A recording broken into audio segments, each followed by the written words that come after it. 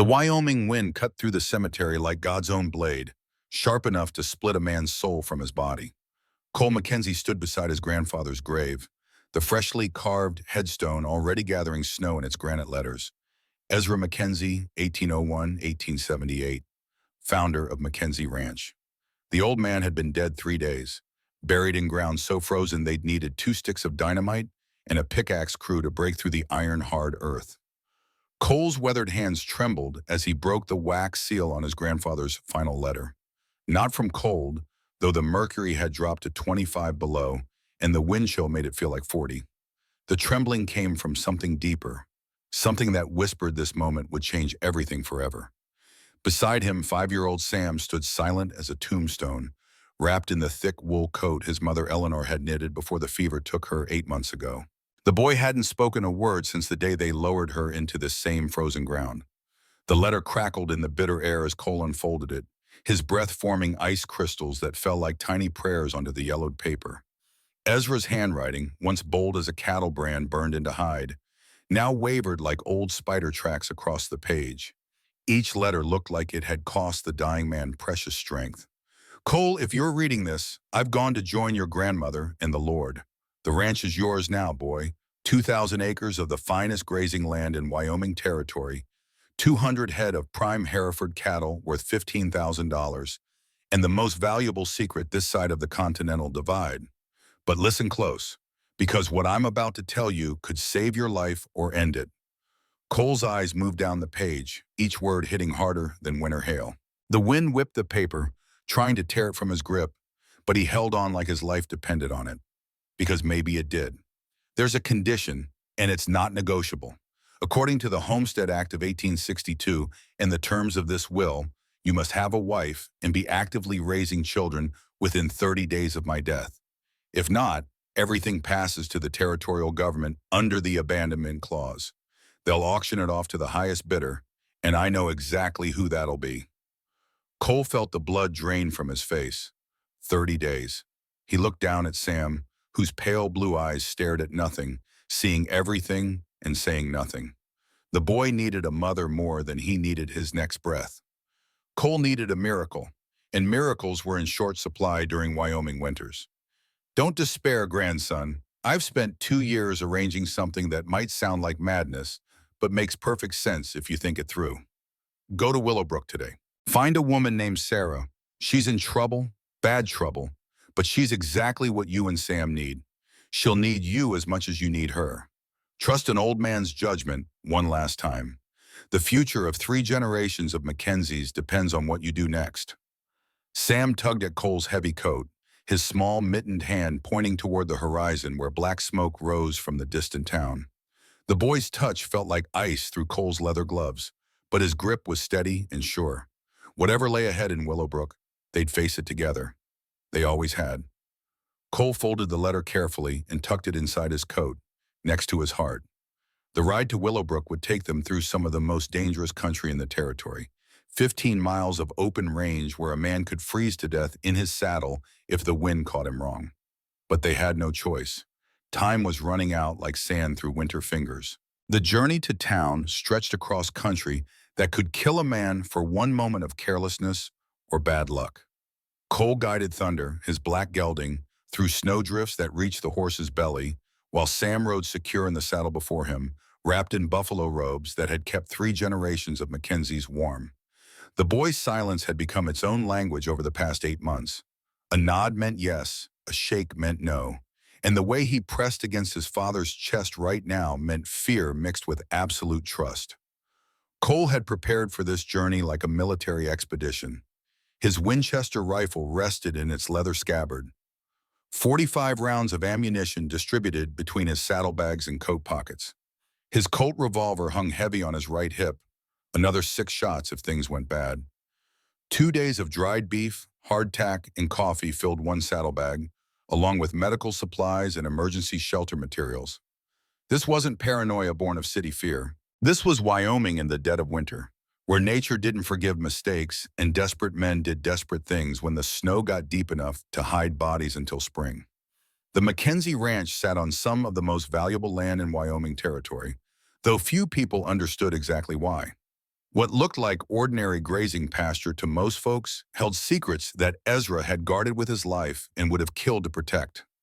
The underground thermal springs that heated their house and barns were just the visible part of something much bigger and more valuable. The old man had discovered geological formations that other men would commit murder to control. Every quarter mile, Cole stopped to check their surroundings and let Thunder rest. The horse's breath formed great clouds of steam in the frigid air, ice forming on his whiskers and around his nostrils. Cole used these stops to scan the horizon for other riders, for signs of wolves or weather changes that could trap them in the open.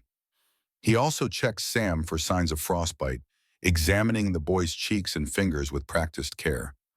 "Cold, Papa," Sam whispered during one of these stops, the first words he'd spoken in 3 days. "I know, son. Just a few more miles. We'll be warm soon." Cole adjusted the buffalo robe around Sam's small body, making sure no skin was exposed to the killing wind. "Remember the stories grandfather told about brave cowboys who rode through blizzards to save their ranches?" Sam nodded solemnly.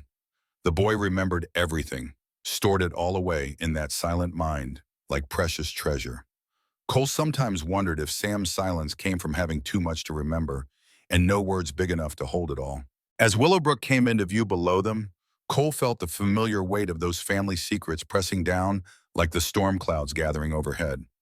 The town squatted in the valley like a collection of toy buildings, 800 souls trying to scratch out honest livings in one of the harshest places God had ever created. Smoke rose from dozens of chimneys, but the streets looked too empty for midday, even accounting for the weather. Something was definitely wrong. They rode past Jensen's General Store, the Cattleman's Bank, and Murphy's Saloon, all shuttered tight despite the early hour. People clustered in small groups along the boardwalks, their voices carrying that particular tension that came before violence. Cole caught fragments of conversation as Thunder's hooves crunched through the snow. "Hanging at noon, murderess, about time, and justice finally served." His stomach tightened like a fist. Someone was about to die, and the whole town had turned out to watch. The crowd thickened as they approached the town square, where a gallows stood like a wooden promise against the gray skipine. Cole had witnessed hangings before, both legal and otherwise, but this felt different. The people weren't here for morbid entertainment or frontier justice. They were here for blood, pure and simple, and the excitement in their voices made his skin crawl. "Stay close to me, Sam," Cole murmured, though the boy was already pressed tight against his chest like he was trying to disappear inside his father's coat. They dismounted near the courthouse steps, Cole lifting Sam down before securing Thunder to the hitching post with a knot that could be released quickly if they needed to run.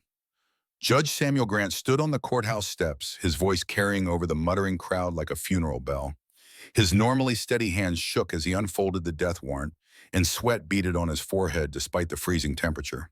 "Victoria Sterling, you have been found guilty by a jury of your peers of the willful murder of Reverend Michael Collins by means of poison, specifically arsenic administered in tea on the 15th day of December in the year of our Lord, 1878. Cole pushed through the crowd until he could see the condemned woman clearly, using his size and the Mackenzie family reputation to make people step aside. She stood between Sheriff Hayes and Deputy Morrison, hands bound behind her back with rough hemp rope, wearing a simple gray dress that looked like it had been made for a woman twice her size. The clothes hung on her like a scarecrow's outfit, but they couldn't hide the steel in her spine or the fire in her eyes. What stopped Cole's breath wasn't her beauty, though she was striking in a sharp-featured, intelligent way that reminded him of a bird of prey. What froze him in place was her eyes. They were the exact color of the thermal springs back home, that impossible blue-green that seemed to hold light even in the depths of winter. But more than color, it was what he saw burning in those depths. No fear, no pleading, no desperate hope for last-minute rescue. Just a steady resolve that spoke of someone who'd made peace with death and found it wanting. Victoria Sterling looked out over the crowd with the calm dignity of a queen facing execution, her dark hair whipping around her face in the bitter wind. When that wind caught her hair just right, Cole caught something else that made his blood run cold. Recognition flickered in her eyes as they met his across the square, like she'd been waiting for him specifically. Her lips moved carefully, forming a single word that only he could see from this distance. Ezra. Cole's world tilted sideways. She knew his grandfather's name. How was that possible? In his coat pocket, his fingers found the worn envelope he'd discovered 3 months ago while going through Ezra's desk. A letter from someone signed only S, written in a woman's careful handwriting. A letter that spoke of growing danger and the need for help when the time finally came. Bishop Harrington stepped forward, his black coat flapping around him like crow's wings in the wind. The man's face showed the kind of righteous satisfaction that came from watching enemies destroy themselves. Victoria Sterling, have you any final words before God's judgment is carried out upon your wicked soul? Victoria Sterling raised her chin, meeting the bishop's stare without flinching. Instead of words, she began to sing. The melody was unlike anything Cole had ever heard, low and haunting and powerful, with words in a language that sounded older than the English the rest of them spoke. It wasn't a plea for mercy or a confession of sins. It was something stronger and more defiant, a farewell to the world that carried no apology and asked for no forgiveness. The crowd shifted uncomfortably, muttering about witchcraft and devil worship. Someone called out for the rope, but their voice lacked conviction. Even the hardest men in the crowd seemed affected by the strange beauty of that ancient song. Cole found himself taking a step forward, then another. Sam's small hand caught the back of his coat, but the boy didn't try to stop him. Instead, Sam seemed to be pushing him forward, like he understood something the adults had missed. "That's close enough, stranger," called Sheriff Hayes, a weathered man with tired eyes and the careful movements of someone who'd seen too much violence. "This is official territorial business, and we don't need interference from outsiders." Cole reached the edge of the gallows platform, his boots loud on the frozen ground. Every eye in the crowd turned toward him, and he felt the weight of their attention like a physical thing. "I invoke the right of clemency marriage under territorial law," he said, his voice carrying clearly in the sudden silence that followed. The crowd erupted like a dynamite blast. Voices rose in anger, confusion, and disbelief. Bishop Harrington's face went red as fresh blood, his hands clenching into fists. "This is an abomination before God. You cannot seriously suggest that this murderess should escape justice through some legal technicality." "I'm not suggesting anything," Cole said, his voice cutting through the noise like a knife through silk. "I'm stating my legal right under Colorado Territorial Code, Section 1867. I claim this woman in marriage to commute her death sentence to life imprisonment under my custody and authority." Judge Grant fumbled for his law book, pages fluttering wildly in the wind as his clerk tried to help him find the relevant statute. The crowd pressed closer, and Cole could feel their mood shifting from excitement to ugly anger. Someone in the back shouted about rope being too good for murderers and their defenders. After what felt like an hour but was probably only 3 minutes, Judge Grant looked up from his book, his face pale as parchment. "The law is archaic and rarely invoked, but it remains valid under territorial statute. If the accused agrees to the arrangement and the ceremony is performed immediately by proper authority." He trailed off, clearly hoping someone would find a legal loophole to prevent this unprecedented situation. Victoria Sterling studied Cole with those impossible blue-green eyes, her gaze moving from his face to Sam and back again. When she spoke, her voice was rough from singing but steady as bedrock.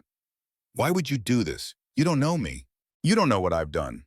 Cole glanced back at Sam, who watched everything with the intensity that only children possess when they sense their world about to change forever. "Because my boy needs a mother, and I think you need someone to believe you are innocent, because no one deserves to hang for a crime they didn't commit." He paused, then added quietly, "And because I think my grandfather would have wanted me to save you."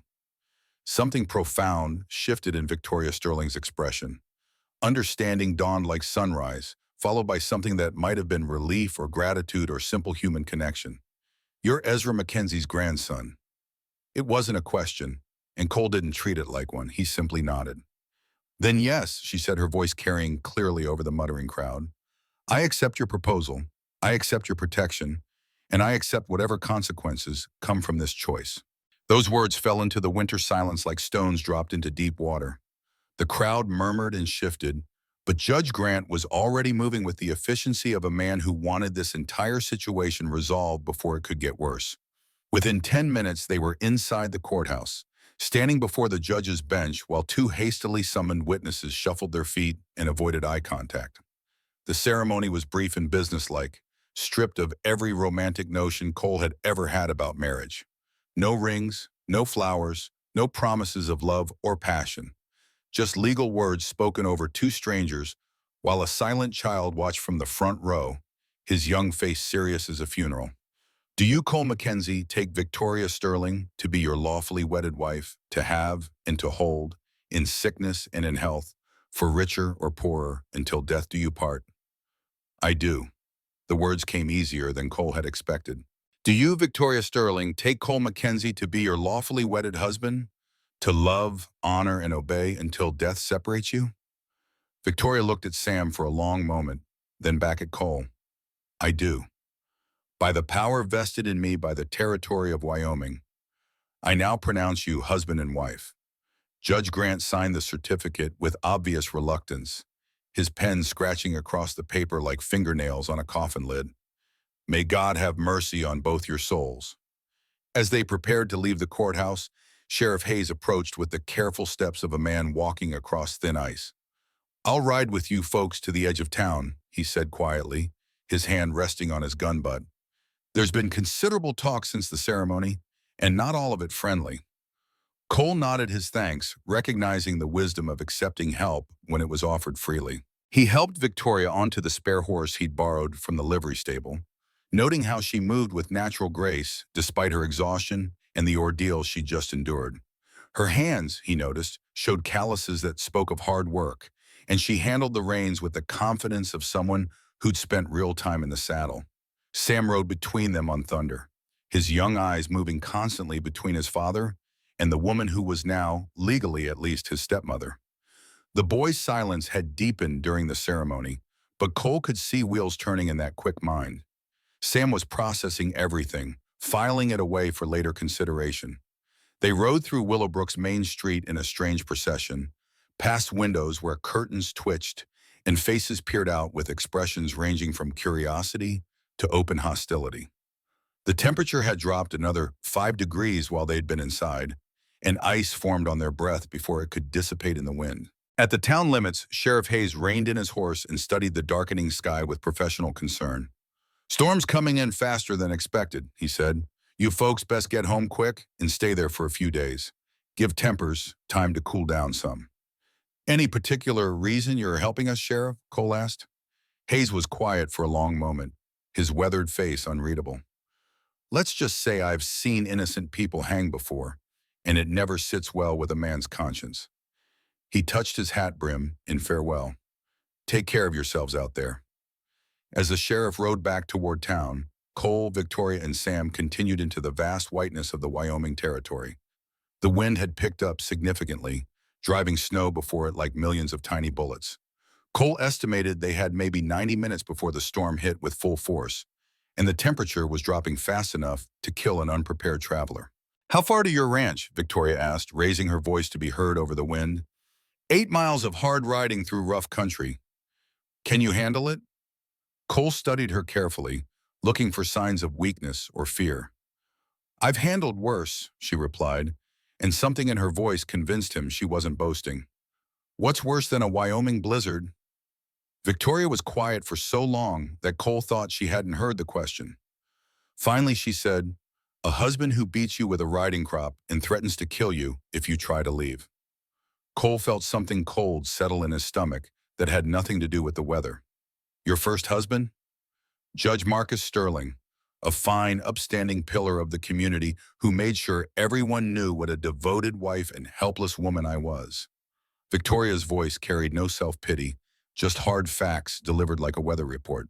The bruises were always where they wouldn't show, and the threats were always delivered with a smile.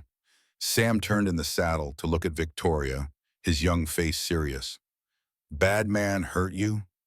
Victoria managed a small smile. Yes, sweetheart, but he's gone now, and your papa won't let anyone hurt me again. Will you, Cole? The question caught him off guard with its directness. No, he said simply. I won't.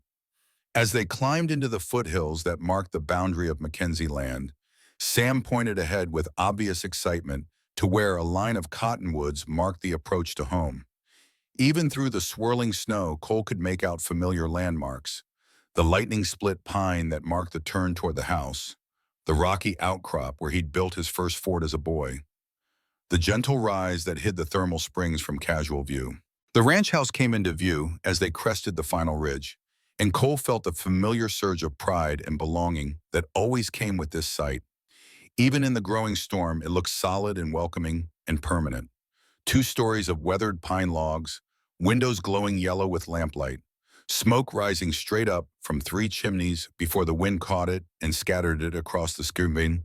The barn and outbuildings clustered around the main house like children gathered around their mother's skirts. "Dear God," Victoria breathed, and Cole heard genuine awe in her voice. "It's beautiful. Grandfather built it to last 3 lifetimes. The original cabin is still there, incorporated into the east wing." Cole guided Thunder toward the barn, eager to get all of them out of the wind. "The whole place runs on geothermal heat. You'll see." They reached the barn just as the first hard snow began to fall in earnest. Cole helped Victoria down from her horse, noting again how she immediately moved to help with Sam despite her own exhaustion. Whatever else she might be hiding, she understood what children needed and wasn't afraid to provide it. The barn was warm and dry, heated by the same thermal spring system that warmed the main house.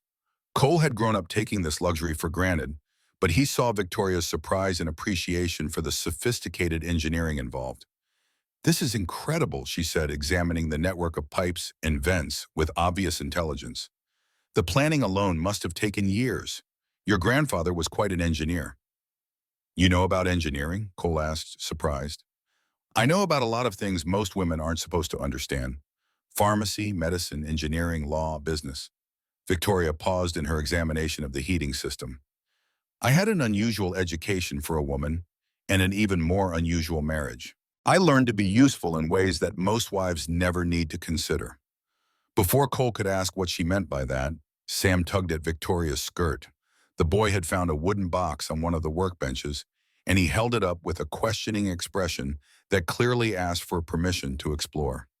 "That's some of Grandfather's woodworking tools," Cole explained. "He was always making something." Victoria knelt to Sam's level and examined the box with him. "Would you like to see what's inside?" Sam nodded eagerly, and Victoria carefully opened the box to reveal a collection of small carving tools. Each one fitted perfectly into its own space. At the bottom of the box lay a half-finished carving of a horse, the wood smooth and warm to the touch. "Grandfather was making that for you," Cole told Sam. "He said every cowboy needed a good horse, even if it was just a wooden one." Sam picked up the carving with careful hands, studying every detail with the concentrated attention that marked all his interactions with the world. For a moment, Cole thought the boy might speak, but instead, Sam simply held the horse against his chest like it was alive. They made their way through the connecting passage from barn to house, another of Ezra's innovations that kept the family from having to brave the weather for daily chores. The house welcomed them with warmth and the lingering sense of bread and coffee, evidence of Mrs. Chen's care in keeping things ready for their return. The main room exceeded every promise Cole had made during the ride. A massive stone fireplace dominated one wall, its flames casting dancing shadows across polished wood floors that reflected the light like water. Comfortable chairs upholstered in leather and wool clustered around the hearth, and bookshelves lined 2 walls, filled with volumes on everything from agriculture to philosophy. A large dining table crafted from a single piece of oak occupied the center of the room, set with dishes that gleamed in the firelight. Victoria moved through the space with careful attention, her fingers trailing over furniture and door frames as if she were memorizing textures and proportions. She paused longest at the mantelpiece, where photographs of 3 generations of Mackenzies looked down at her with serious expressions. "Your grandfather," she said, touching the frame that held Ezra's formal portrait. It wasn't a question. "You corresponded with him." This time Cole made it a statement, and Victoria didn't pretend otherwise. "For nearly 2 years, he offered sanctuary if I ever needed it." She looked directly at Cole, her blue-green eyes reflecting the firelight. "I needed it more than he could have imagined when we first began writing." Before Cole could respond, Sam approached Victoria with something clutched in his small hands. He held up a wooden box that Cole recognized immediately, Ezra's correspondence box, where the old man had kept his most important letters. "That's private, Sam," Cole started to say, but Victoria was already kneeling beside the boy. "May I look inside?" she asked Sam gently. "Sometimes grown-ups keep important things in boxes like this." Sam nodded solemnly and helped her lift the lid. Inside were dozens of letters tied with ribbons of different colors: red for business correspondence, green for family letters, blue for personal matters, and white for what Ezra had called important secrets. Victoria found the bundle tied with blue ribbon and pulled out a letter bearing her own handwriting. Her hands trembled slightly as she recognized it. "May I read this aloud?" she asked Cole. He nodded, settling into one of the chairs by the fire while Sam climbed onto his lap with the wooden horse still clutched in his small hands. Victoria unfolded the letter and read in a voice barely above a whisper. "Dear Mr. Mackenzie, my situation grows more dangerous by the day. Judge Sterling's associates are becoming suspicious of what I know about their business arrangements. The evidence I've gathered could destroy several important men, but it could also get me killed if they discover what I've learned. If something should happen to me, please remember our agreement about Cole and young Sam. They will need protection, and I pray that I might be able to provide it in exchange for the sanctuary you have offered. Your devoted correspondent, S." She looked up to find both Cole and Sam watching her with complete attention. The only sound in the room was the crackling of the fire and the wind beginning to howl outside. "I think," Victoria said carefully, "it's time I told you who I really am and why your grandfather felt compelled to save my life." Cole shifted Sam to a more comfortable position and prepared to listen to whatever truth this remarkable woman was finally ready to share. Outside, the storm continued to build, but inside, three people who had been strangers that morning began the delicate process of becoming something that might eventually become a family. Victoria set down the letter with hands that trembled only slightly, then moved to the window where snow was beginning to accumulate against the glass like nature's own prison bars. The silence in the room stretched until even the fire seemed to hold its breath, waiting for her to begin the story that would explain everything or damn them all. "My name isn't Victoria Sterling," she said finally, her voice carrying the weight of 2 years of deception and fear. "It's Sarah Elizabeth Mitchell. I was married to Judge Marcus Sterling for 3 years before I fled for my life, and I've been running ever since." Cole adjusted Sam on his lap, the boy's wooden horse forgotten as he sensed the gravity of the moment. Outside, the wind was picking up, rattling the shutters, and promising a storm that would trap them all together until morning. "Tell me everything." Sarah turned from the window, firelight catching the sharp angles of her face and making her look older, harder, like someone who'd learned to survive in a world that offered no quarter to the weak or naive. "Marcus wasn't just corrupt, Cole. He was evil in the way that only respectable men can be evil, hiding behind law and social position while destroying everything he touched." She moved to the bookshelf, running her fingers along the leather spines as if drawing strength from the accumulated wisdom of generations. "For 3 years, I lived in a beautiful house in Denver, wore expensive clothes, attended church every Sunday, and smiled while my husband systematically sold justice to the highest bidder."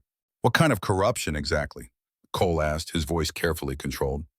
"Land deals mostly, railroad rights of way, mineral claims, water rights, anything valuable that could be transferred from honest folks to men with enough money to buy a judge's decision." Sarah's voice remained steady, but Cole could see the cost of these revelations in the tight lines around her eyes. Marcus would receive cases involving disputed property, and within days, mysterious envelopes full of cash would appear in his study. A week later, he'd rule in favor of whoever had paid the most. Men lost their life savings, families lost their homes, children went hungry, and Marcus grew richer with every corrupt decision. Sam stirred on Cole's lap and spoke in a small, clear voice that carried absolute moral certainty. "Bad man hurt people." Sarah's expression softened as she looked at the boy, her voice gentling. "Yes, sweetheart, a very bad man who hurt many, many people. But he's gone now, and he can't hurt anyone anymore." "How did you discover the extent of his crimes?" Cole pressed. "I learned to pick locks." The simple statement hung in the air like smoke from a gunshot. Marcus kept me isolated, controlled every aspect of my life, monitored my correspondence, chose my friends, decided what books I could read and what places I could visit. But he underestimated my intelligence and my desperation. She returned to her position by the fire, settling gracefully into the chair across from Cole with the practiced movements of someone who'd learned to make herself small and unobtrusive. I spent 18 months learning to open his desk, his safe, his filing cabinets. I copied documents, made lists of names and dates and amounts. I was building a case against him, though I had no earthly idea what I'd do with the evidence once I had it. Why didn't you go to the territorial authorities? Sarah's laugh held no humor, just bitter knowledge earned through hard experience. Marcus was the authorities, Cole. He had arrangements with Sheriff Donovan, with Mayor Harrison, with half the territorial government from Denver to Cheyenne. The corruption went deeper than one crooked judge. It was a network of powerful men who turned the entire legal system into their personal money-making scheme. Cole was beginning to understand the true scope of what Sarah had uncovered, and it made his blood run cold. You mentioned he had a partner named Cornelius Wade. Wade was more than a partner. He was the architect of the entire operation, the spider sitting in the center of a web that stretched across 3 territories. Sarah's voice hardened with remembered fear and helpless rage. He represented Eastern investors who wanted to acquire Western land cheaply and quickly. Railroad companies, mining syndicates, cattle barons who needed massive acreage for their operations. Wade would identify valuable properties through surveys and geological reports, then arrange for legal challenges to the current ownership. Marcus would ensure those challenges succeeded in court, forcing the original owners into bankruptcy or simply ruling against them outright. Wade's clients would then purchase the land for pennies on the dollar. Cole felt sick as he realized the implications. How many families lost everything to this scheme? Hundreds, maybe thousands over the years they'd been operating. Ranchers who'd worked their land for decades, miners who'd filed legitimate claims and followed every regulation, homesteaders who'd broken their backs, proving up their quarter sections. Sarah stood and moved to the window again, watching the snow fall like a curtain across the landscape, all destroyed by a system designed specifically to steal their dreams and their futures. What finally made you decide to run? What was the breaking point? Sarah was quiet for a long moment, her breath fogging the cold glass as memories she'd tried to bury came flooding back. I discovered that Eleanor Mackenzie was on their target list. The words hit Cole like a physical blow, driving the air from his lungs. Sam looked up at his father with wide, confused eyes, sensing the sudden tension but not understanding its source. Your wife had done extensive research on water rights and mineral claims throughout this region of Wyoming territory. She documented the value of thermal springs, underground mineral deposits, natural resources that most people didn't even know existed. Sarah turned back to face Cole, her blue-green eyes reflecting the firelight. Wade needed that research, and he needed the land it identified as valuable. Eleanor never mentioned meeting anyone from Denver, never said anything about business dealings. She wouldn't have known who she was really dealing with. Wade was always careful to approach targets through intermediaries, professors, government surveyors, people who seemed to have legitimate academic or official reasons for requesting information. Sarah's voice grew gentle as she saw the pain in Cole's face. They offered to purchase her research for what they claimed were scholarly purposes. When she refused and said her work wasn't for sale, they began investigating other ways to acquire it. Cole's hands clenched into fists, his knuckles going white. Are you saying they murdered my wife for her research notes? I'm saying that 3 weeks before Eleanor died, Marcus received a payment of $5,000 from Wade, more money than a judge's annual salary, along with specific written instructions regarding what he called the Mackenzie problem. 2 weeks later, Eleanor developed symptoms entirely consistent with gradual arsenic poisoning. The room seemed to spin around Cole. Sam slipped from his lap and moved to stand beside Sarah, taking her hand with the instinctive trust that children show toward people who tell them difficult truths without trying to shield them from reality. I tried to warn her, Sarah continued, her voice thick with guilt and regret. I knew something terrible was being planned, but I didn't know how to contact her without exposing myself and signing my own death warrant.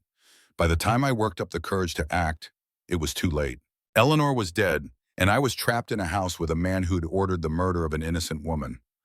How did you finally manage to escape? Sarah's smile was grim and held no warmth. Marcus made a fatal mistake. He celebrated Eleanor's death with too much whiskey and too many boasts about his own cleverness. He told me exactly how Wade had arranged the poisoning, using what he called community assets, to deliver contaminated medicine to Eleanor during her final illness. Mrs. Harrington, Cole said, pieces of the puzzle falling into place with horrible clarity. Bishop Harrington's wife brought Eleanor special herbal tea during her last week, said it would help with the fever. Most likely, though she probably had no idea what she was really doing.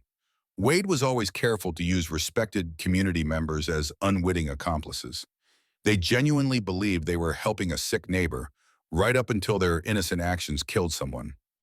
Boone tugged on Sarah's hand, his young voice cutting through the adult conversation with startling directness. Mama Eleanor got sick from bad tea that lady brought? Sarah knelt to the boy's level, her expression infinitely gentle, despite the darkness of what they were discussing. Yes, sweetheart, someone gave her medicine that was supposed to help her feel better, but was poison instead. Like what happened to Reverend Collins. Cole and Sarah exchanged a sharp, meaningful look. Sam's comment had just connected dots that neither adult had considered. What do you mean, Sam? Cole asked carefully. Reverend Collins got sick after drinking tea too, just like Mama Eleanor. He told you the tea tasted funny and made his tongue feel numb, but the nice lady said it would help his winter cough. Sam's young voice carried the absolute certainty of a child who remembered everything because adults had taught him that details mattered. Sarah's face went pale as winter moonlight. When exactly did this happen, sweetheart? 2 weeks ago, right before all the grown-ups started saying that you hurt the Reverend, but you were already in jail when he got sick, so you couldn't have given him any tea. Sam looked between the two adults with confusion. Why did they say you did something bad when you were locked up? Cole felt the final pieces of the conspiracy clicking into place with sickening clarity. They framed you for a murder they committed themselves. Wade needed me silenced permanently, but he also needed a scapegoat to explain away Reverend Collins' death, Sarah said, her voice steady despite the trembling in her hands. I suspect the Reverend had discovered something about Eleanor's murder or Wade's land acquisition schemes. Maybe he'd gotten suspicious about Mrs. Harrington's sudden interest in delivering medicine to sick parishioners. Two birds with one stone, Cole said grimly. Eliminate a potential witness and blame the person who could expose their entire operation. Before either adult could say more, Sam's face suddenly lit up with the innocent excitement of childhood discovery. I can draw the lady who brought the tea, he announced. I saw her both times when she came to see Mama Eleanor and when she came to visit Reverend Collins. I remember faces really good. Sarah and Cole exchanged another look, this one filled with hope rather than despair. That's a wonderful idea, Sam, Sarah said gently. Would you like to draw pictures for us? The boy nodded eagerly and ran to fetch paper and charcoal from his grandfather's desk. As he settled on the floor to begin his artwork, Sarah moved closer to Cole. A child's testimony and drawings wouldn't hold up in territorial court, she said quietly. No, but they'd give us leverage. Wade's entire operation depends on maintaining respectability and working within corrupt legal channels. If word gets out that he's been using bishops' wives to poison people. Before Cole could finish the thought, the sound of horses approaching through the snow made them all freeze. Cole moved quickly to the window, peering through the gathering darkness. 5 riders, coming fast despite the weather. They're not trying to be subtle about it. Sarah joined him at the window, her shoulder touching his, as they both tried to identify the approaching threat. Wade's men? The lead rider is too well dressed to be hired muscle. Expensive coat, fine horse. That's someone with money and authority. Cole moved to collect his rifle from above the fireplace. Sam, remember what grandfather taught you about keeping safe when strangers come calling? The boy looked up from his drawing, immediately serious. Root cellar if there's shooting. Tunnel to the barn if we need to run. Hidden room behind the bookshelf if we need to hide for a long time. That's my smart boy. Cole checked his weapon, ensuring it was loaded and ready. If I tell you to take Sarah somewhere safe, you do it immediately. No questions asked. Sarah caught his arm, her grip firm and determined. Cole Mackenzie, if you think I'm going to hide in a root cellar while you face these men alone, you clearly don't understand the woman you married. I understand that Sam needs at least one of us to survive this, and you're the one with information that could bring down Wade's entire operation. The riders drew closer and Cole could make out more details in the lamplight spilling from the house windows. The lead man sat his horse with the arrogant confidence of someone accustomed to getting his way through intimidation, money, or violence. Beside him rode Bishop Harrington, his dark coat making him look like a messenger of death. I recognize the tall one, Sarah said, her face draining of all color. That's Cornelius Wade himself. Cole's jaw tightened as understanding dawned. The past hadn't just caught up with them. It had ridden directly to their front door with obvious hostile intent. He turned to Sam, who watched everything with those two knowing eyes that had already seen far more violence and loss than any 5-year-old should have to witness. Remember everything grandfather taught you, son. All the rules for when dangerous men come to the ranch. Sam nodded solemnly, then surprised both adults by moving to Sarah and taking her hand with complete trust. Mama Sarah, will you stay with me if the bad men try to hurt Papa? Yes, sweetheart. I'll stay right beside you no matter what happens. The riders stopped just outside the circle of warm light from the house windows, their horses snorting and stamping in the cold, breath forming clouds of steam in the frigid air. Wade's voice carried clearly through the winter stillness. Mackenzie, come out here. We have business to discuss. Cole opened the front door but kept his rifle ready and stayed in the protective shadows of the doorframe. Talk from where you are, Wade. You are not welcome on Mackenzie land. Wade's smile was visible, even at that distance, white teeth gleaming in a face that radiated predatory satisfaction and absolute confidence in his own power. Mackenzie land? I'm afraid that's a matter of considerable legal dispute considering the highly questionable circumstances surrounding your recent marriage. My marriage is legal, properly witnessed, and officially recorded with the territorial government. Is it, though, marriage to a condemned murderess, performed under obvious duress, for the transparent purpose of circumventing justice? Wade urged his horse a few steps closer, testing Cole's resolve and defensive positioning. I have an entire law firm in Denver that would argue such a union violates both territorial statutes and basic principles of common decency. Cole kept his rifle ready, but not obviously threatening. What do you want, Wade? I want to resolve this unfortunate situation in a manner that benefits everyone involved. Wade's voice carried the smooth confidence of a man who'd conducted hundreds of similar negotiations. I'm prepared to be exceedingly generous about the complications you've created. I'm listening, but keep talking from there. $30,000 for your ranch, cash money, immediate transfer, no legal complications or embarrassing questions about the legitimacy of your current domestic arrangements. Wade's offer carried the weight of serious money, enough to buy a small town or start over anywhere in the country. The sum was staggering, more than triple the ranch's assessed value and enough to set up a new life far from Wyoming territory, which told Cole everything he needed to know about Wade's desperation and the true value of what lay beneath Mackenzie's soil. Not interested, Cole replied flatly. Everyone has a price, Mackenzie. The only question is whether we discover yours through negotiation or through other, less pleasant methods. Wade's voice hardened, showing the steel beneath his civilized veneer. 40,000? 50? Or perhaps you'd prefer to discuss this matter after your wife has been returned to Willowbrook to face additional charges related to her criminal past? She's under my protection now, and you have no legal authority on my property. Wade's laugh cut through the cold air like breaking glass, sharp enough to draw blood. Legal authority? My dear naive rancher, I represent business interests worth more than this entire territory's annual budget. I have judges, sheriffs, territorial officials, and federal marshals on my permanent payroll. What possible authority do you think protects you out here in the middle of absolute nowhere? Cole raised his rifle slightly, the movement deliberate and unmistakable in its implications. Smith & Wesson authority, Winchester authority, Colt authority. Take your pick, Wade. Wade's expression shifted from confident negotiation to cold, calculating assessment of Cole's defensive capabilities and resolve. You're making a grave mistake, Mackenzie. A mistake that will cost you everything you hold dear, your land, your freedom, your family, and ultimately, your life. The only mistake would be trusting a man who poisons innocent women and frames others for his crimes.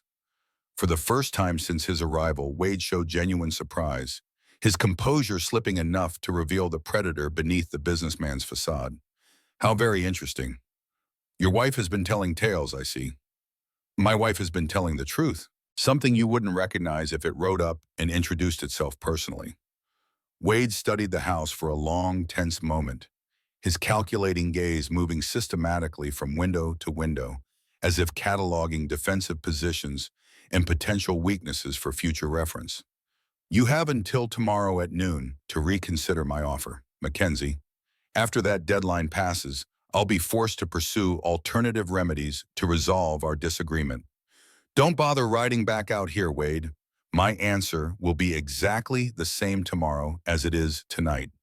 Wade wheeled his horse around with unnecessary violence, the animal sliding on the icy ground and fighting for balance. This conversation is far from over, Mackenzie. You have no idea what forces you're choosing to oppose. As the riders disappeared into the swirling snow and gathering darkness, Cole secured the door and began checking all the windows, his mind already working through defensive preparations and contingency plans. When he turned back to the room, he found Sarah standing with Sam in her arms, both of them watching him with expressions of trust and confidence that he wasn't entirely sure he deserved. "How long do we have before they come back?" Sarah asked.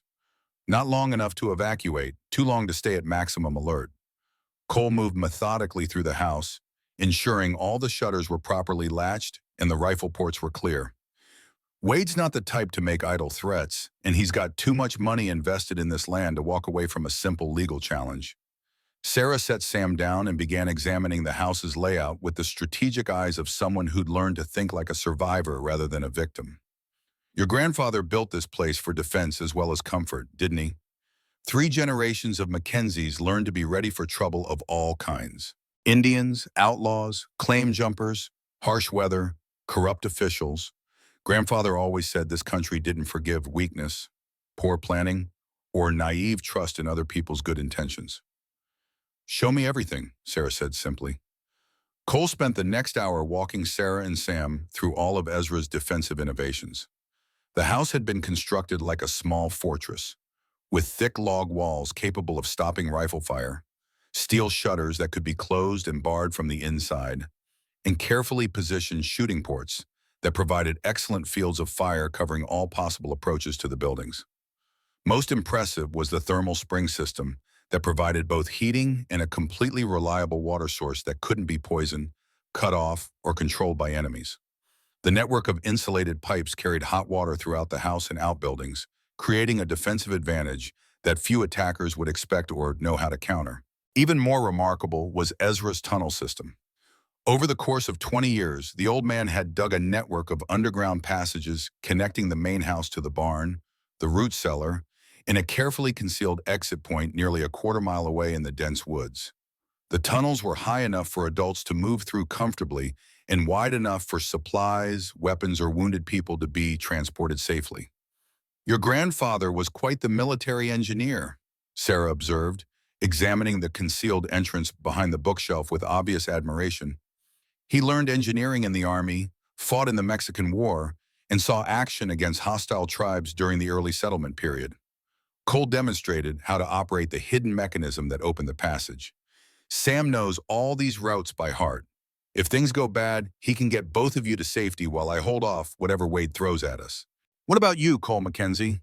Sarah's voice carried steel underneath the concern. "If you think I'm going to let you die alone defending this place while Sam and I run for the hills like frightened rabbits, you don't understand the first thing about the woman you married this morning." Before Cole could argue the point, an entirely new sound interrupted their conversation. A single rider approaching through the storm, moving slowly and carefully but steadily toward the house. Cole grabbed his rifle and moved to the window, with Sarah close behind him. The rider was alone, an elderly man bundled in a heavy coat and wool muffler, leading a heavily loaded pack horse through the deepening snow. As he drew closer to the house, Cole could see white hair beneath the man's hat and the careful, deliberate movements of someone who'd spent a lifetime in academic pursuits rather than physical labor. Professor Whitmore, Cole breathed with relief and surprise. You know him? Thomas Whitmore, geologist from the university in Denver. He was grandfather's oldest and closest friend. Cole opened the door as the professor dismounted stiffly from his horse. Professor, what in God's name brings you out in weather like this? Thomas Whitmore stamped snow from his boots and accepted Cole's help with his horse's reins, moving like a man who'd spent too many hours in the saddle despite his advanced age. Your grandfather's letter, naturally. Ezra wrote to me 3 months ago, asking me to come here immediately if anything happened to him. The professor's sharp eyes found Sarah and Sam standing by the fireplace. I assume this is the young lady Ezra was so deeply concerned about. Sarah Mackenzie now, legally speaking. My wife as of this afternoon. Cole performed quick introductions while they moved the professor's supplies and scientific equipment inside. What exactly did grandfather tell you in his letter? Everything that mattered, I suspect. About Wade's growing interest in your property, about the escalating danger to your family's safety, about the true geological value of what lies beneath Mackenzie Ranch. Professor Whitmore settled gratefully into a chair by the fire, accepting the hot coffee Sarah poured for him with obvious appreciation. Ezra Mackenzie was many things over the course of our 40-year friendship, but he was never a man to ignore approaching storms of any variety. Sam approached the professor with the natural curiosity that marked all his interactions with interesting new people. Are you really a scientist who studies rocks? I am indeed, young man. I study rocks and water and soil and all the fascinating secrets they hold about our world. Whitmore reached into his coat and produced a small, brilliantly colored mineral specimen. Would you like to see something genuinely remarkable? Sam nodded eagerly, and the professor held the stone near the lamplight, causing it to shift through a spectrum of colors like a rainbow trapped in crystal. This particular mineral sample came from your family's ranch, Sam. See how it changes color when the light hits it from different angles? That's because it contains chemical elements that most people have never heard of, elements that could revolutionize both medicine and industry. Cole leaned forward with sharp, focused interest. What kind of elements are we talking about, Professor? Rare earth minerals, primarily. Naturally occurring compounds of lithium, magnesium, sulfur, and other substances in combinations that occur in only a few places on Earth. Whitmore set down his coffee and moved to his supply packs, producing a thick leather portfolio. Your grandfather asked me to bring these documents if anything ever happened to him. The professor spread the contents of the portfolio across the dining table. Detailed geological surveys, mineral analyses, scientific drawings, and research documentation spanning 3 decades of careful study. Everything needed to prove the true geological and commercial value of Mackenzie Ranch to any court, university, or business consortium in the country. Sarah examined the documents with obvious intelligence and growing amazement, her eyes widening as she absorbed the full implications of what she was seeing. Professor, these mineral deposits are worth millions of dollars. Conservative estimates, assuming careful extraction and proper processing techniques, put the potential value at $50 million over a 20-year period. Whitmore's voice carried the deep satisfaction of a man who'd spent decades proving a complex scientific theory. The thermal springs you've been using for heating are merely the surface manifestation of a much larger and more valuable underground geological system. Cole felt the world shift beneath his feet. Wade knows about this. Wade strongly suspects the existence of valuable deposits, but he doesn't possess the scientific proof necessary to attract serious investors or justify major extraction operations. The professor spread an incredibly detailed survey map across the table. That's precisely why he's been attempting to acquire your land through legal manipulation and intimidation rather than straightforward purchase at fair market value. These surveys show the full extent of the mineral formations. Your ranch sits directly on top of the richest and most accessible deposits in the entire Rocky Mountain region. Whitmore's finger traced the underground formations marked on his map. Wade needs this documentation to convince Eastern investors that the enormous expense of mining operations would be justified by the potential profits. Cole studied the map with new understanding, seeing his family's land through the eyes of a geologist rather than a rancher. This is what they killed Eleanor for. Eleanor was conducting her own independent research, documenting the medicinal properties of your thermal springs and beginning to understand their true geological significance. Whitmore's voice grew grim with the weight of terrible knowledge. She was perhaps 6 months away from making discoveries that would have duplicated my own findings and brought immediate attention from the scientific community. Wade couldn't risk that kind of scrutiny, Sarah added, her voice tight with anger and understanding. Exactly. Eleanor Mackenzie's research, combined with her husband's reputation and the family's legal ownership of the land, would have made it impossible for Wade to continue his covert acquisition attempts. The professor carefully rolled up the survey map. A published scientific paper about the Mackenzie thermal springs would have brought geologists, mining engineers, and business investors from around the world. Sam, who had been listening to the adult conversation with the intense focus that children bring to discussions that might affect their future, tugged on the professor's coat sleeve. Can the special rocks help sick people get better? They absolutely can, young man. The minerals dissolved in your spring water have therapeutic properties that could treat diseases and conditions that regular medicine struggles to address. Whitmore's voice gentled as he addressed the boy. Arthritis, certain skin conditions, even some types of mental distress respond remarkably well to treatment with these particular mineral compounds. Sarah looked up from the geological documents with dawning understanding and excitement. That's why Eleanor was so passionate about documenting everything so carefully. She wasn't just studying plants and water quality. She was on the verge of medical discoveries that could help thousands of people. Precisely. Eleanor Mackenzie was developing treatment protocols that would have made her famous in medical circles throughout America and Europe, while simultaneously bringing international attention to this region and your family's property. Whitmore's expression showed both admiration for Eleanor's work and anger at her untimely death. Wade simply could not allow that level of scientific scrutiny and public attention.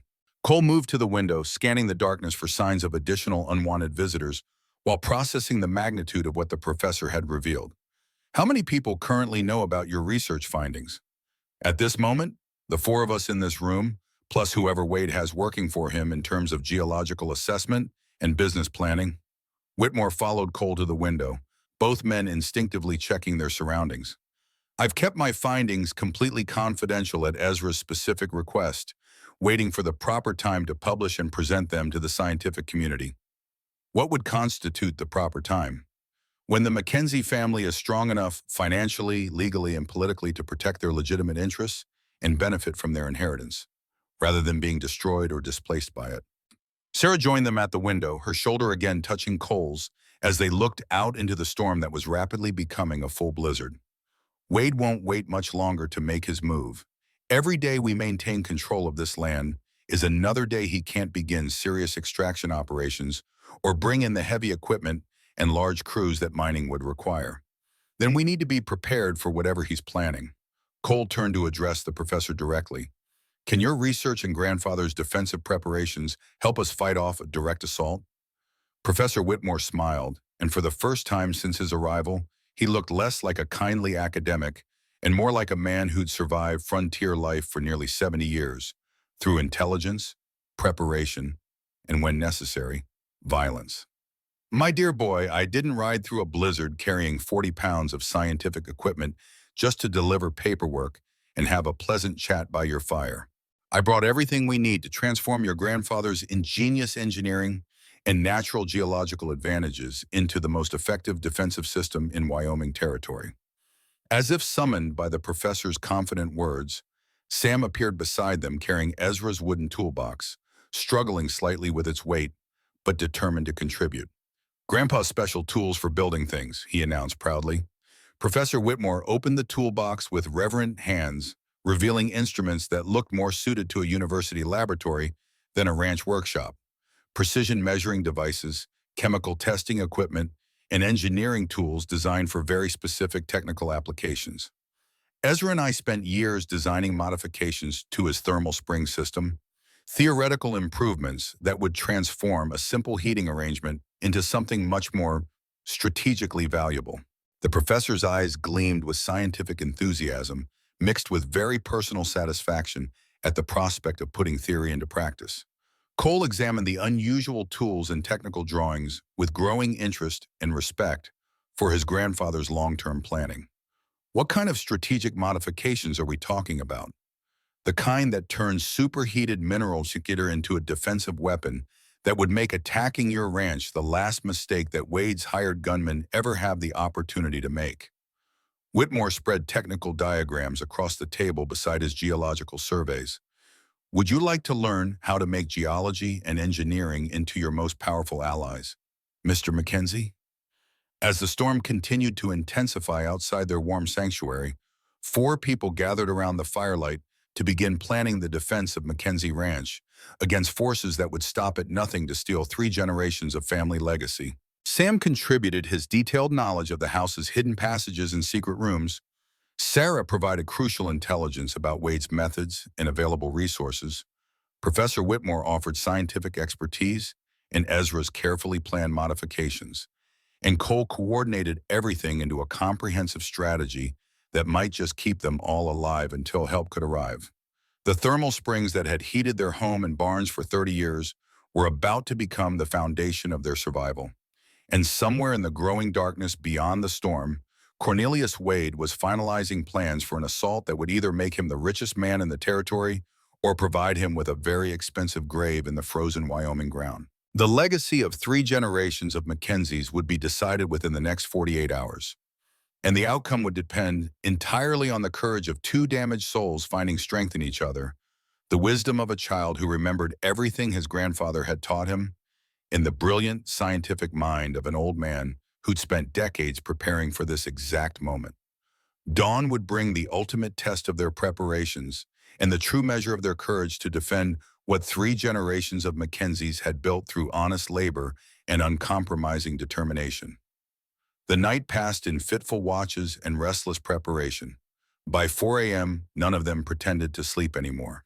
They moved through their seasonal tasks with quiet efficiency, Cole checking ammunition counts, Sarah organizing medical supplies, Professor Whitmore calibrating pressure gauges on the thermal system, and Sam memorizing every detail of their defensive plans. Dawn broke gray and bitter over Mackenzie Ranch on Christmas Eve morning, the kind of dawn that promised violence before the sun reached its weak winter peak. Cole stood at the kitchen window, watching ice crystals form intricate patterns on the glass, while he sipped coffee that tasted like burnt hope and grim determination. Behind him, Professor Whitmore worked methodically at the dining table, making final adjustments to the devices that would either save their lives or mark their graves in the frozen Wyoming soil. The night had passed without sleep for any of the adults. They'd spent the dark hours transforming Ezra's ingenious heating system into something that would have made military engineers proud and enemy soldiers terrified. The thermal springs that had warmed 3 generations of Mackenzie families were about to become weapons of war, geological artillery that could turn superheated mineral water into a defensive barrier more effective than stone walls or steel gates. "How much time do we have?" Sarah asked, entering the kitchen with Sam close behind her. The boy carried his wooden horse in a small leather bag containing the few treasures that mattered most to a 5-year-old facing an uncertain future: a button from his mother's favorite dress, a smooth stone from the creek, and a letter his grandfather had written to him before dying. Wade said noon yesterday, but men like him don't honor their own deadlines. When it suits their purposes, it's better to strike without warning. Cole didn't turn from the window, his eyes constantly scanning the horizon for signs of approaching riders. Could be any time after full daylight, could be right now for all we know. Professor Whitmore looked up from his work, spectacles glinting in the early light filtering through frost-covered windows. The thermal system modifications are complete and tested. Every approach to the house and barn is now covered by what I've come to think of as geological artillery. The question is whether we'll have sufficient warning to implement our defensive strategy effectively. Sam approached the professor with the serious expression he'd worn since yesterday's revelations about his mother's death and the true scope of the danger facing their family. "Professor, will the hot water really stop the bad men from hurting us?" Professor Whitmore knelt to the boy's level, his weathered face kind but unflinchingly honest in the way that frontier children needed adults to be. The water will emerge from those pipes hot enough to stop a charging grizzly bear, young man. But stopping bad men who've chosen to use violence requires more than hot water. It requires courage, intelligence, and people who care enough about each other to fight for what matters most in this world. I can be brave like Papa and Mama Sarah, Sam declared with the absolute certainty that only children possess when they've made up their minds about something important. I know you can, son, and that makes me prouder than you'll understand until you have children of your own someday. Cole finally turned from the window, his face showing the strain of sleepless preparation mixed with fierce protective love. But your job today isn't to fight. Your job is to stay safe and take care of Sarah if something happens to me. Sarah moved to Cole's side, her hand finding his arm with a touch that conveyed strength rather than seeking comfort. Nothing is going to happen to any of us that we can't handle together. We're going to face this as a family, and we're going to survive it as a family.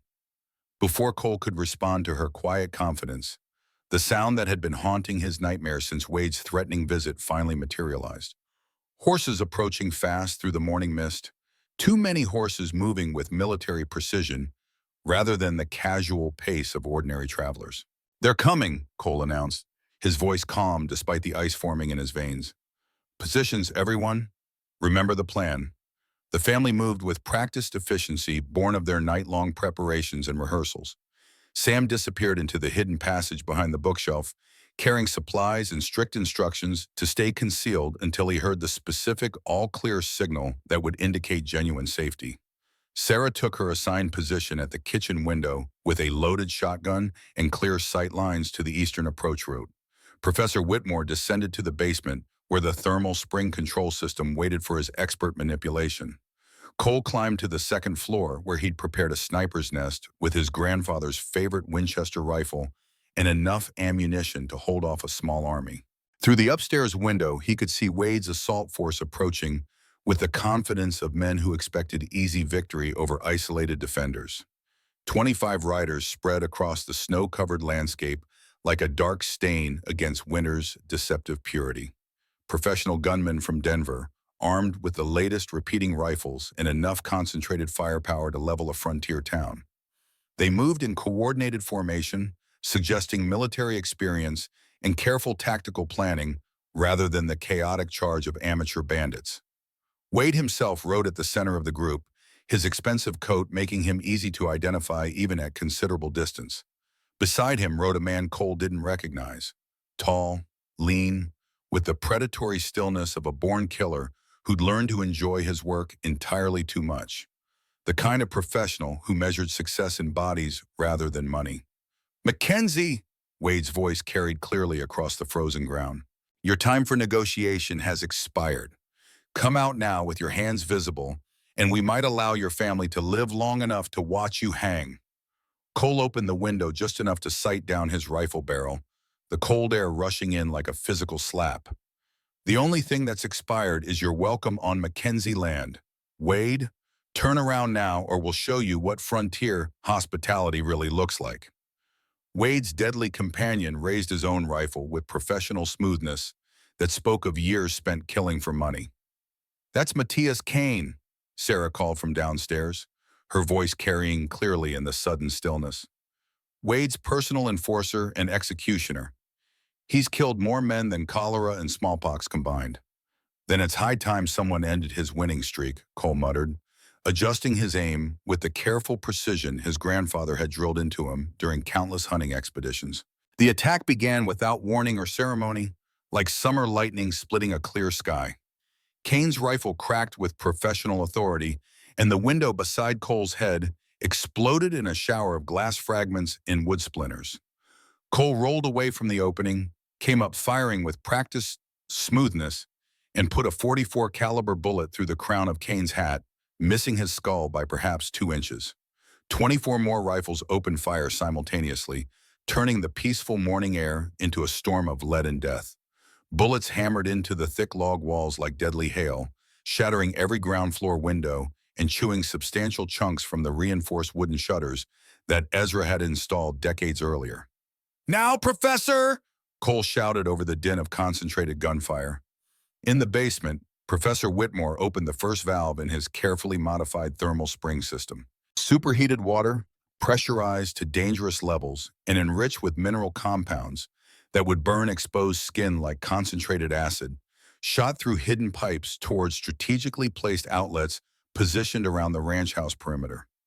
The first group of attackers, advancing confidently toward the front door with the swagger of men who'd done this sort of work many times before, suddenly found themselves engulfed in clouds of scalding steam that rose from the frozen ground like the breath of hell itself. Men screamed in genuine agony and panic, while horses reared and bolted in terror as the air itself became a weapon that seared lungs and blinded eyes.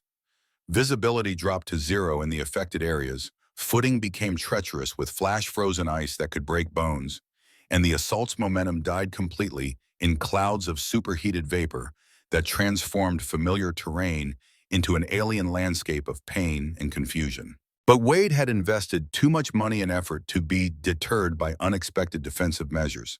He'd brought genuine professionals who'd survived frontier violence by adapting to changing circumstances. While the front assault force regrouped and tended their burned comrades, flanking teams moved toward the barn and the house's rear entrance, using cover and tactical movement that demonstrated real military training. They'd studied the ranch's layout carefully and planned for obvious defensive measures like rifle fire from windows and doors. What they hadn't anticipated was Ezra Mackenzie's paranoid genius and 30 years of defensive preparation. Cole shifted to the back bedroom window and opened fire on the flanking team with methodical precision. His shots carefully aimed and devastatingly effective in the clear morning air.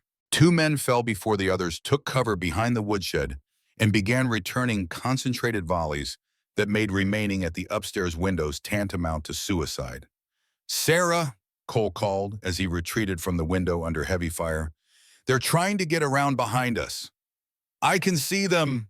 Her shotgun boomed twice in rapid succession, followed by screams of pain and surprise from men who'd made the fatal mistake of underestimating a frontier woman's ability to defend her home and family. The battle settled into a deadly rhythm of advance and retreat, fire and maneuver, with Professor Whitmore's thermal steam system providing crucial tactical advantages at key moments. Every time Wade's men attempted to mass for a coordinated assault on specific positions, the professor would release another carefully timed burst of superheated mineral water, creating walls of scalding vapor that forced attackers to scatter and regroup while defenders repositioned for maximum effectiveness. But the defensive system had significant limitations that Cole understood all too well. The thermal springs, while naturally powerful, could only provide so much pressure before the underground chambers needed substantial time to refill and build pressure again. Each defensive steam burst was precious, requiring perfect timing and strategic thinking to achieve maximum impact. After 90 minutes of continuous fighting, Cole realized with growing dread that they were facing a war of attrition they simply couldn't win through defensive measures alone. Wade had too many men, too much ammunition, too much patience, and most critically, too much money to simply accept defeat and withdraw. Eventually, the thermal system would be exhausted, their ammunition would run dangerously low, and sheer numbers would overwhelm even the most expertly prepared defensive positions. "We need to change the fundamental nature of this engagement," Cole called to Sarah during a brief lull in the gunfire. "What do you have in mind?" Before Cole could articulate his half-formed tactical ideas, an entirely new sound cut through the winter air. A single rider approaching from the east, moving fast despite the treacherous conditions and the obvious danger of riding into an active battlefield. Cole trained his rifle on the approaching figure, then lowered it in complete surprise as recognition dawned. Sheriff Daniel Hayes rode through the crossfire with the calm, unshakable authority of a man who'd faced death so many times it had become routine rather than terrifying. His badge caught the morning sunlight like a beacon of legitimate law in a landscape dominated by violence and greed. His weathered face showed no fear as bullets whined around him, and his steady hands guided his horse with the expertise of someone who'd spent decades in the saddle under dangerous circumstances. "That's far enough, Wade," Hayes called, his voice carrying absolute legal authority across the battlefield. You and your men are under arrest for assault with deadly weapons, attempted murder, conspiracy to commit fraud, in violation of federal homestead laws. Wade's response was a laugh that echoed across the snow-covered landscape with all the warmth of breaking ice. Under whose authority, Sheriff? You're operating outside your jurisdiction, outnumbered by professional soldiers, and facing men who don't recognize territorial law when it conflicts with business necessity. Hayes calmly reached into his saddlebag and produced a leather document case bearing official federal seals. Under the authority of the United States Marshal Service, Mr. Wade, Marshal William Sherman sends his personal regards, along with federal warrants for your arrest on charges of interstate commerce fraud, conspiracy to commit murder across territorial boundaries, and systematic violation of federal homestead protection laws. The sustained gunfire slackened noticeably as Wade's hired men absorbed this unexpected legal development. Federal charges meant federal prison terms, federal marshals who couldn't be bribed or intimidated, and consequences that extended far beyond territorial boundaries where Wade's influence might provide protection. But Wade had invested too much time, money, and criminal effort to retreat now, even in the face of federal legal authority. His entire business empire depended on acquiring Mackenzie Ranch and its valuable mineral deposits. "Kill the sheriff!" he screamed with the desperation of a man watching his fortune slip away. "Kill them all! No witnesses, no federal interference!" Matthias Kane's rifle swung toward Hayes with professional smoothness, but Cole's Winchester spoke first. The heavy bullet took Kane's center mass, the impact spinning him from his saddle to lie motionless in snow that quickly turned red around his still form. The sudden death of their acknowledged leader seemed to break something fundamental in Wade's assault force. Professional gunmen were certainly willing to face ordinary frontier dangers for ordinary pay, but federal marshals backed by expert riflemen defending carefully prepared positions represented a level of risk that far exceeded their standard contracts and compensation expectations. 3 men immediately threw down their weapons and raised their hands in surrender. 5 more began backing steadily toward their horses, clearly planning tactical withdrawal rather than continuing a fight that had become unprofitable. The coordinated military assault dissolved into individual survival decisions as each hired gun calculated his personal odds of living through the next hour.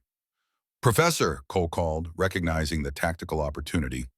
"Maximum pressure. Give us everything the system can produce." Professor Whitmore opened every valve simultaneously, sending the thermal spring system far beyond its designed operational limits.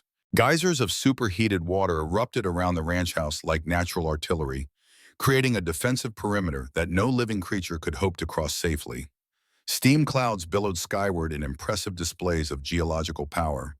Ice formed instantly where the scorching water contacted the freezing air, and the very ground became too dangerous for men or horses to approach. In the chaos of scalding vapor, panicked animals, and disintegrating assault formations, Cornelius Wade made his final fatal mistake. Desperate to salvage something meaningful from his failed assault, and facing the complete collapse of years of careful planning, he spurred his expensive horse directly toward the house, planning to break through the steam barrier through sheer determination and settle this matter with personal violence. Cole met him at the front door, both men firing simultaneously in a confrontation that had become inevitable from the moment Wade first set foot on Mackenzie land. Wade's bullet shattered the wooden doorframe exactly where Cole's head had been a split second earlier. Cole's bullet found its intended target with the deadly precision that 3 generations of frontier life had bred into Mackenzie bones and nerves. Cornelius Wade fell from his saddle and lay perfectly still in snow that was already beginning to cover his expensive coat with nature's own shroud. The remaining attackers broke completely and fled toward the horizon, abandoning their wounded comrades and their employer's body in their desperate haste to escape federal justice and geological warfare that exceeded anything they'd encountered in years of frontier violence. Sheriff Hayes made no attempt to pursue the fleeing gunman, instead dismounting carefully to check Wade's condition and begin the legal formalities that would officially close this bloody chapter of corruption, greed, and murder. As the defensive steam gradually cleared and blessed silence returned to Mackenzie Ranch, the true survivors emerged from their positions to assess both the immediate damage and the long-term implications of their hard-won victory.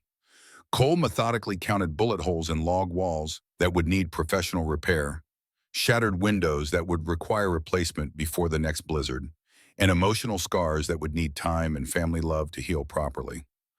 But they were alive, all of them, including Sam, who emerged from his hiding place with the remarkable resilience that frontier children develop through necessity rather than choice. The ranch remained firmly in Mackenzie's hands. The thermal springs continued to flow with their life-giving warmth, and the legacy of 3 generations would continue into an uncertain but hopeful future.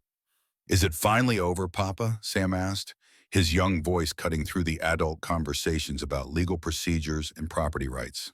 "Are all the bad men gone for good this time?" Cole gathered his son into his arms, feeling the solid warmth of the boy's small body and the steady rhythm of his breathing. "It's over, son. The bad men won't be bothering our family anymore." Sarah joined them in the doorway, her shotgun finally silent, her face showing the strain of sustained combat, but also the deep satisfaction that came from successfully defending everything that mattered most in the world. "Sheriff Hayes, how did you know to arrive precisely when we needed you most?" Hayes smiled with genuine warmth, removing his hat to reveal gray hair and tired eyes that had witnessed too much of human nature's darker aspects over the years. "I've been tracking Wade's criminal organization for nearly 2 years, waiting for him to make a mistake substantial enough to justify full federal intervention. When Professor Whitmore's telegram reached me yesterday describing the escalating situation, I knew the time had finally come to end this particular chapter of territorial corruption." "Telegraph?" Cole asked. "When did you send a telegram, Professor?" Professor Whitmore emerged from the basement, his clothes thoroughly soaked with steam and his spectacles completely fogged, but his expression showing the profound satisfaction of a man whose scientific theories had proven themselves under the ultimate practical test. "Yesterday evening, while you were all focused on defensive preparations, I took the liberty of contacting several colleagues, including Sheriff Hayes, with whom your grandfather had maintained correspondence regarding Wade's activities." "Grandfather knew Hayes?" "Daniel Hayes and I have been tracking the same criminal network from different angles," Hayes explained, securing his firearms and beginning to examine the battlefield for evidence. "Your grandfather provided crucial information about land fraud and illegal mineral rights transfers. He understood that Wade's operation extended far beyond simple property theft." Sam tugged on Hayes' coat with the directness that only children brought to adult mysteries. "Are you going to be my grandfather now, since my real grandfather went to heaven?" Hayes knelt to Sam's level, his weathered face softening with genuine emotion. "Well, young man, that depends on whether your family would welcome an old lawman into their circle. I'd be honored to be your grandfather, if you'll have me." Before Sam could respond, Sarah stepped forward with an expression of dawning recognition and disbelief. "Daniel? Daniel Mitchell?" Hayes looked up sharply, his eyes widening as he truly saw Sarah's face for the first time since his arrival. "Sarah Elizabeth? My godchild, I thought you were dead. When Marcus Sterling died and you disappeared, I searched for months." "Papa?" Sarah's voice broke on the word, 15 years of grief and loss pouring out in a single syllable. "But the mine collapse in Colorado, they told me you were dead, that they never found your body. I had to disappear, sweetheart. I was getting too close to something that powerful men wanted to keep buried. Faking my death in that mine collapse was the only way to stay alive long enough to build a case against the entire corruption network." Hayes rose and opened his arms. "I've been looking for you ever since, using every resource the Marshal Service would provide." The reunion between father and daughter took place on the blood-stained porch of the ranch house, 15 years of separation and grief dissolving in an embrace that seemed to heal old wounds and create new possibilities for the future. Sam watched with fascination as adults cried tears of joy, learning that sometimes the most powerful emotions came from happiness rather than sorrow. Cole felt his own throat tighten as he witnessed Sarah's transformation from guarded survivor to beloved daughter, seeing her face light up with a joy he'd never witnessed during their brief but intense relationship. "This changes everything," Professor Whitmore observed quietly, joining Cole in appreciating the family reunion. "Sarah now has legal protection through her father's federal law enforcement position. Wade's surviving associates won't dare risk further action against a federal marshal's daughter." As Christmas afternoon settled over the ranch, The expanded family gathered around the fireplace to share their first meal together in safety and genuine peace. Sarah prepared a feast from their limited supplies, transforming simple ingredients into a celebration worthy of the day and the circumstances. Sam insisted on setting a place for his grandfather Ezra, explaining solemnly that important family members should be remembered even when they couldn't be present. Professor Whitmore produced a bottle of excellent whiskey that he'd been saving for a special occasion, while Hayes contributed stories of his years in law enforcement that fascinated Sam and impressed the adults with their scope and complexity. But the most remarkable gift came from Sam himself. As they finished their meal, the boy stood up with the formal seriousness that children brought to important announcements. "I want to say something to everybody," he declared. "Before the bad men came, I was scared that we weren't really a family because we didn't all have the same names or the same blood. But today, I learned that family isn't about names or blood. It's about people who take care of each other and fight for each other and love each other no matter what happens." He looked around the table, his young face glowing with absolute certainty. "Mama Sarah, you're my real mama now, not just because you married Papa, but because you stayed and fought for us. Papa, you're the bravest man in the whole territory. Professor, you're like having a grandfather who knows everything about everything. And Sheriff Hayes, Grandpa Hayes, you came just when we needed you most, like angels do in the Christmas stories." Sam paused, gathering his thoughts with the seriousness that the moment deserved. "So I want to ask all of you, are we really and truly a family now? Forever and always, no matter what?" The unanimous yes that arose from around the table seemed to seal something precious and permanent, a bond that went deeper than legal documents or blood relationships. They were a family by choice, forged in the crucible of shared danger and mutual protection, strengthened by love that had been tested under the most extreme circumstances. As winter deepened and spring seemed impossibly distant, the Mackenzie family settled into routines that acknowledged their new reality. Professor Whitmore established a laboratory in the barn, beginning the scientific research that would eventually make Mackenzie Ranch famous throughout the academic world. Sheriff Hayes used his federal authority to ensure that Wade's surviving associates faced appropriate justice, while also establishing legal protections that would prevent future attempts to steal Mackenzie property. Sarah divided her time between managing the household, studying advanced medical techniques with Professor Whitmore, and slowly learning to trust that her new life was real and permanent rather than another temporary refuge that would eventually crumble under external pressure. Cole threw himself into ranch work with renewed energy, expanding their operations and planning improvements that would accommodate the scientific research facility and medical treatment center that seemed to be emerging from their unique combination of natural resources and intellectual expertise. But the most remarkable transformation belonged to Sam, who blossomed under the security of parents who'd proven they would face any danger to protect him. His natural curiosity returned in full force, along with the joy and enthusiasm that trauma had temporarily suppressed. He spent his days learning ranch work from Cole, herbal medicine from Sarah, scientific observation from Professor Whitmore, and law enforcement techniques from Sheriff Hayes, absorbing knowledge with the hunger of a child who understood that education was both privilege and responsibility. 20 years later, on a crisp autumn morning in 1898, Samuel Mackenzie stood in the same spot where his father had once faced down Cornelius Wade's assault force. But instead of violence and desperation, he saw prosperity and promise stretching toward the distant mountains that still guarded the valley where 4 generations of Mackenzies had built their legacy. The ranch now encompassed 8,000 acres of prime grazing land, a world-renowned therapeutic facility that attracted patients from across America and Europe, and carefully managed mineral extraction operations that provided sustainable income without damaging the environment that supported them. The Mackenzie Institute for Advanced Studies had become one of the most respected research centers in the American West, combining practical education with cutting-edge scientific investigation. Sam had grown into a man who understood both the value of tradition and the necessity of progress. He managed cattle and horses with the expertise inherited from generations past, while also applying geological and chemical knowledge to develop the family's natural resources responsibly and profitably. His wife Mary, the former schoolteacher who'd captured his heart with her intelligence and compassion, had proved herself worthy of the Mackenzie name through her dedication to education and community service.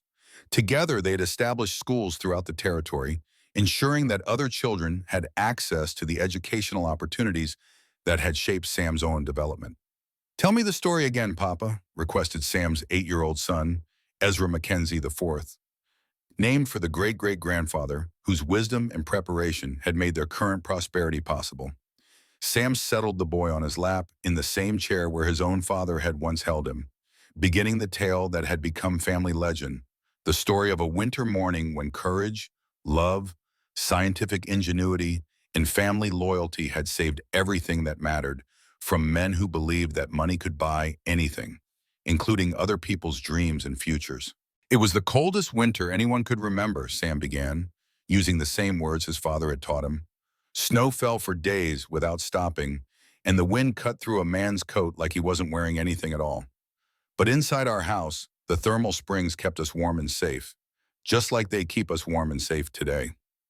Young Ezra listened with the intense attention that each new generation brought to the family story, absorbing not just the dramatic events, but the fundamental values they represented: the absolute importance of family loyalty, the necessity of courage when facing impossible odds, and the understanding that some principles were worth any sacrifice to protect and preserve. Outside the window, the same thermal springs that had saved their ancestors continued to flow with geological patience, carrying mineral-rich water from deep underground chambers toward the surface where it would heal the sick, warm the living, and remind future generations that the earth itself could be humanity's ally if people had the wisdom to work with natural forces rather than against them. The Mackenzie legacy was secure, built on foundations stronger than money or political power: love that had been tested under fire, courage that had faced down overwhelming odds, intelligence that had transformed natural resources into sustainable prosperity, and the deep understanding that true wealth came from protecting what mattered most rather than destroying others to steal what they had built through honest labor and sacrifice. As winter twilight settled over the ranch, 4 generations of Mackenzies gathered around the fireplace where their story had begun so many years ago.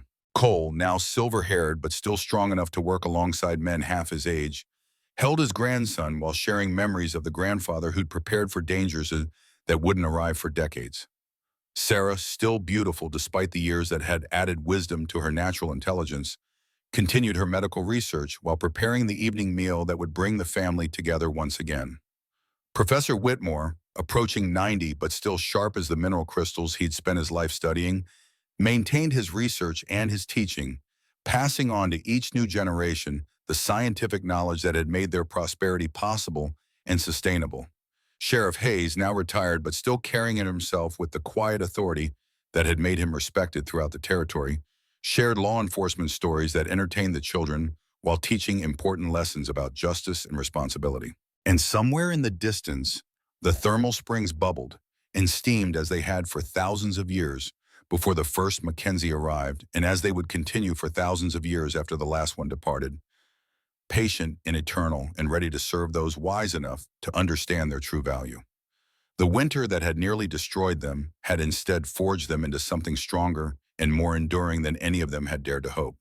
The legacy they'd built together would continue as long as there were Mackenzies to remember that some things were worth fighting for, worth dying for, and ultimately worth dedicating entire lifetimes to protecting and improving.